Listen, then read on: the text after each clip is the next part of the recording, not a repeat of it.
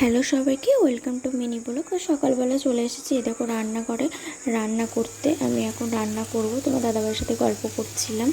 তোমার দাদাভাই বাড়িতেই আছে, তো গল্প করছিলাম। এই দেখো আলুটা আমি এখন ভেজে নিচ্ছি, কষাচ্ছি আলুটা।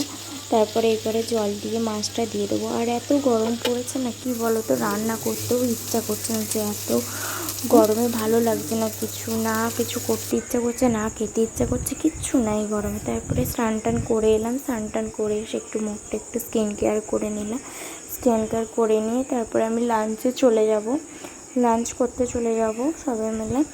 তো লাঞ্চ করে নেবো। আর একটু দুপুরে শুতে পারছি না এই গরমের জন্য, কি করব। তারপরে দেখছি প্রচণ্ড মেঘ করেছে। আমি তো ভাবলাম বৃষ্টি হবে, কেউ জানি না কখন বৃষ্টি হবে, জানি না। তো আমি ছাদে চলে গেলাম। ছাদে দেখছি প্রচণ্ড মেঘ করেছে। তো হাওয়া খেলাম, একটু ছাদে ঘুরলাম। কী করব, এই গরমে তো কিছু ভালো লাগছে না। তো একটু হাওয়াটা দিচ্ছে, তাও একটু রক্ষা।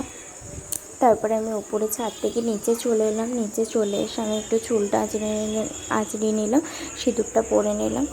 আর মা গিয়েছে সন্ধে দিতে, তোমাদের দাদা ভাই গিয়েছে কাজে।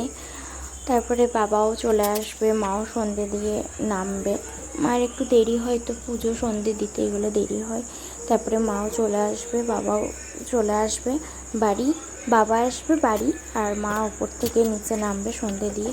তারপরে একটুখানি সন্ধেবেলা চা বসিয়ে দিয়েছি। তো মা বললো আজকে রুটি আছে, রুটি খেয়েও। আমি বললাম ঠিক আছে, রুটি আর চা খেয়ে নিলাম। তারপরে বেড কভারটা চেঞ্জ করে পরিয়েও দিলাম সব কিছু। আর এত গরম না, 2-3 দিন বেড কভারটা রাখা যাচ্ছে না, এত গরমে কিচ্ছু ভালো লাগছে না। তারপরে একটু বৃষ্টিও চলে এলো।